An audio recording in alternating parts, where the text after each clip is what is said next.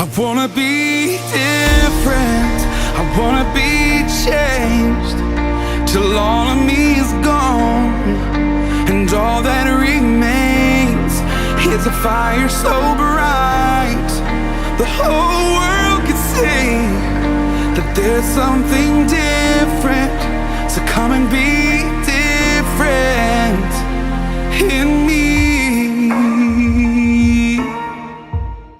Hi everybody, it's LaTanya Nixon, Different Change. This is October, and so this is Breast Cancer Awareness Month. You know that we're interviewing people on a weekly basis, and so I've got someone that I wanted to interview. Her name is Shonicia Jones, and she's a few miles away, but she's close to home in terms of the message that she wants to share with us.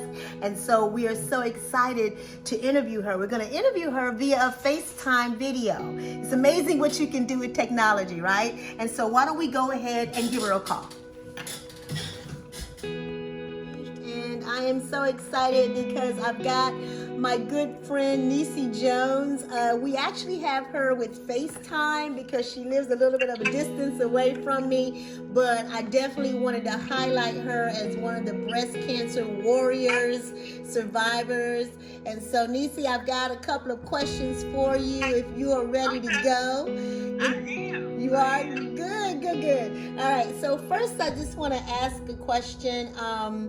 Tell me, when were you diagnosed and what was your initial response? Well, I was diagnosed in October of 2019. I don't even recall the exact day. I want to say October the 3rd is when I got my initial diagnoses. And my initial response was disbelief, Right. shock. Of course, I went to my car after I got my diagnosis and I cried. I had held it all in the whole time because I like to get all the information before I get too emotional. Right. And so I went to my car and I cried just briefly. And then, I girded myself together and was like, like I hear so many women saying, was like, okay, well, if you want to fight, you got one. And, we've been fighting ever since. That's so funny because I'm going to be highlighting one of the shirts that we have for breast cancer awareness. Talks about being a fighter, and that the devil picked the wrong one. Cancer picked the wrong one, right? Yeah, you gonna hate that you bumbled with this beat. That's exactly right. So, and it's so funny because Nisi was diagnosed about 2 months after I was. And so one of our mutual friends had just gotten over the shock of finding out about me, and I've been doggone it. And here you go, her other friend with the same diagnosis, just outrageous. So what was your treatment modality? What did you and your oncologist decide to do? Okay, so because of the type of breast cancer that I had, which was HER2 positive type of breast cancer, there is treatment for that. And so I ended up having to take chemo I was supposed to take 6 sessions of chemo every 3 weeks. Also, I got started on tamoxifen, which is a aromatase inhibitor. So I started on that. And I went to the oncologist, the surgeon, and of course, just like so many women, I was just like, we're just gonna have a double mastectomy because I don't want to have to, visit this again. Right. And so, because of the decreased risk of reoccurrence, so I did get a double mastectomy, and I went on through. I actually only took 4 of my chemo sessions. I wouldn't tell anybody else to do that, but I just felt like it was gone. Okay. And that it worked, and it was when it got surgery, it was gone. Well, so good enough. I wouldn't advise. It was just a conviction that I had that the chemo that I had was enough. Right. And that's so interesting that you say that, Nisi, because as we have talked about before with other women that we've interviewed, that you as a woman have to make the best decisions for you and your body. And if you had a conviction that was your own personal conviction with your relationship with God or whatever, your therapist, your physician and your family members are talking to you and you're coming up with the conclusion, then that's the conclusion and you go with it. So that's super important. So you had a double mastectomy. That's the other thing we talked about too. Some of the women that we've interviewed, they had, a bilateral mastectomy. Some of them did not. I chose not to, and that was my conviction at the time. And so it's just going to be different for everybody. Well, see, that was going to be one of my lights at the end of the tunnel. That I was going to be able to have some nice new perky breasts. I got to go through this. I'm coming out better, okay? I'm coming out better. I got to go through this, Lord. There's going to be something in this for me, okay? So that's interesting. So you actually ended up are you having reconstructive surgery to get new breasts? Absolutely. I got a mastectomy and reconstruction at the same time, and they are beautiful. Can we say that? Yeah, you can say that. I love it. That's interesting. I had no idea that you did that. That's amazing. Yes. That was one of the lights at the end of the tunnel for me. Yes, I love it. I am not mad. Very good. So tell me now, what would you say was the most difficult time for you during your journey? The most difficult time for me certainly was the chemotherapy. Yes. That chemotherapy, is not a joke. So, I am such a vivacious person. I'm up all the time, and it knocked me down on my back. And so, I hated it. And of course, I took it in 3-week sessions. So, it was like a roller coaster because you would take it, you would go down, you would come up, and, you would go back down. And so, that was something that I really, really hated. Right. Yeah, I would have to agree with that. It does zap all of your energy. It zaps your motivation. You just feel flatlined. Right. And down in bed and, for a couple of days. And then, then you were up. And it was really, really tough for me. And, I had trips planned and everything. Oh, I remember. Yes. And I had to cancel a couple of them. I went to a couple of them too. But...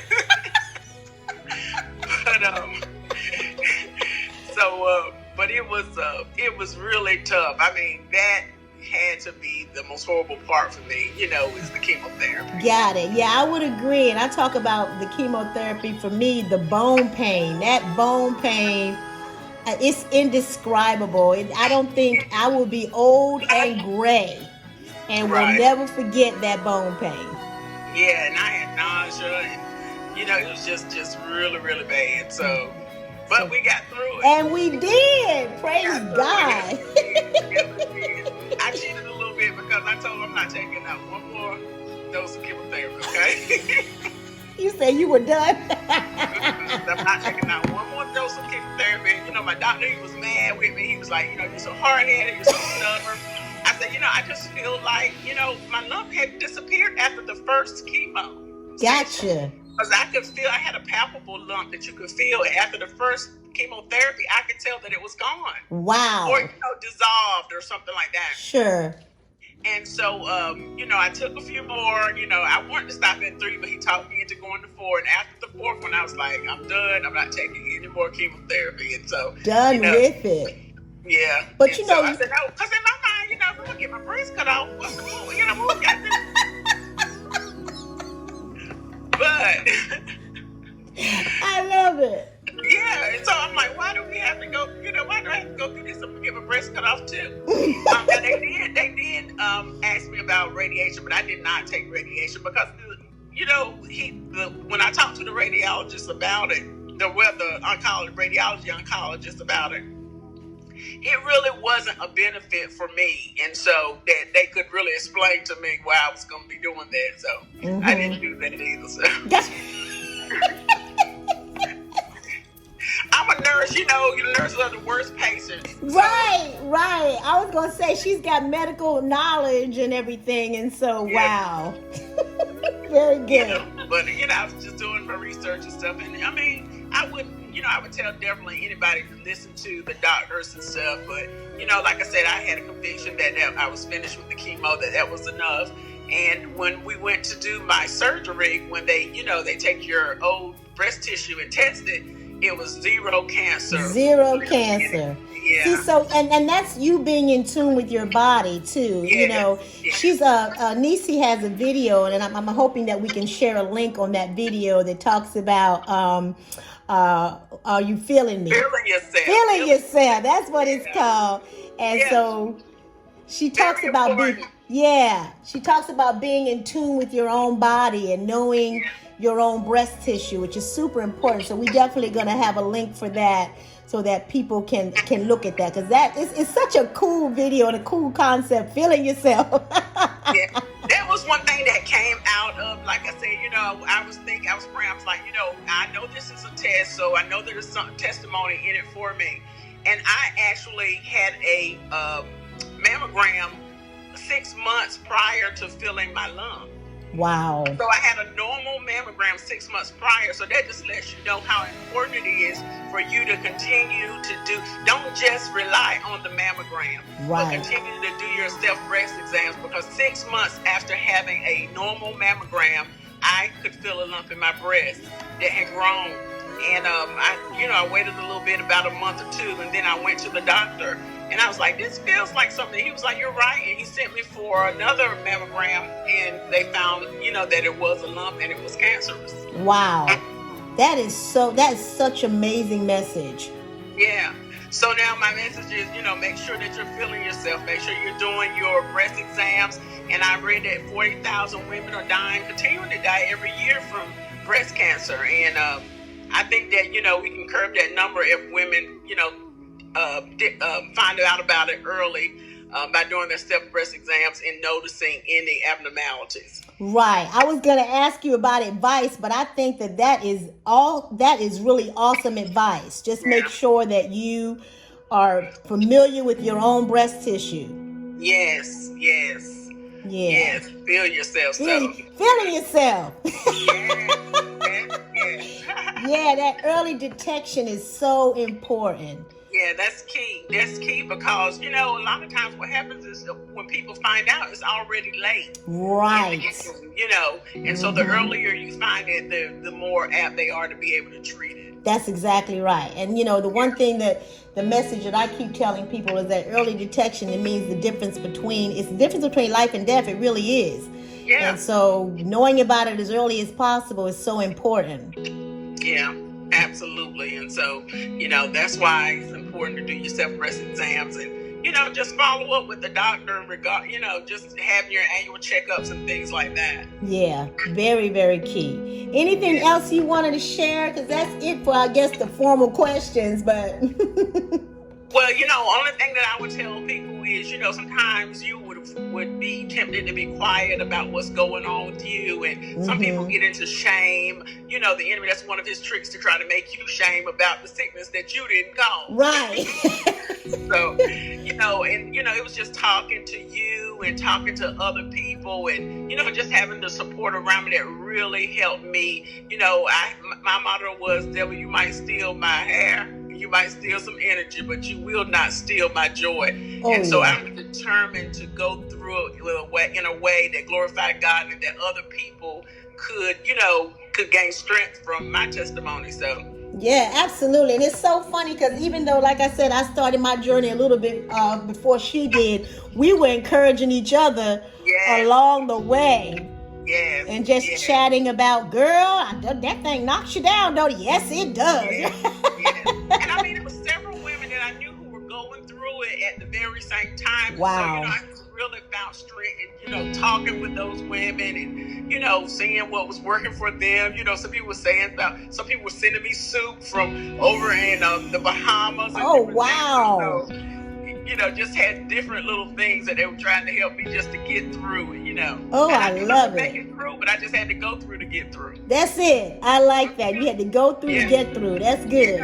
Yeah. Wow. Well, Nisi, thank you so much for coming and sharing with this audience. I love your channel.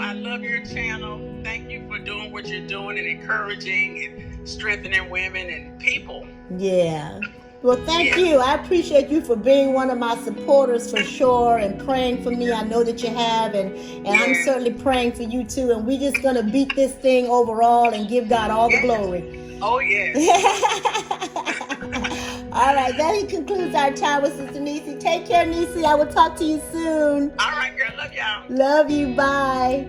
Hey everybody, as I told you last week, I'm highlighting my really good friend Shindy Taylor, who makes shirts on behalf of Breast Cancer Awareness Month. And so I'm wearing one of her shirts. It's one of my favorite ones. It says, "Cancer picked the wrong girl." And it's got some little boxing gloves up there. So it really lets you know that cancer can definitely be a fight. But we've got this together, okay? And so her message, her information is right here. Make sure that you go and you check her out and really, really support her as we highlight breast cancer awareness.